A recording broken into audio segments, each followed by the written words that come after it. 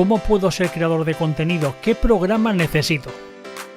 ¿Qué es OBS y para qué sirve? OBS es un programa completamente gratuito que te permite grabar desde la pantalla de tu PC, realizar webinars, directos, tutoriales y muchísimas cosas más. Este programa es súper válido para hacer tus retransmisiones en directo o para edición de tus vídeos en YouTube. En definitiva, OBS Studio va a ayudarte a crear tus vídeos de una manera bastante profesional. Con esta herramienta vas a poder realizar tus directos en distintas plataformas como Facebook, Kick, Twitch o todas a la vez.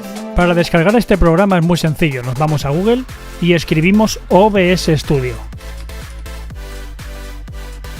Descargar. Y tendrás varias opciones para descargarlo: Windows, Linux y Mac. En la descripción os dejo un enlace donde os podéis descargar el programa de una manera totalmente gratuita. Os muestro en pantalla los requisitos que tengo yo actualmente, ya que uso Windows. Pues nada amigos, hasta aquí el vídeo de hoy. Espero que os guste, os pueda ayudar y nada, nos vemos en el siguiente vídeo. Chao.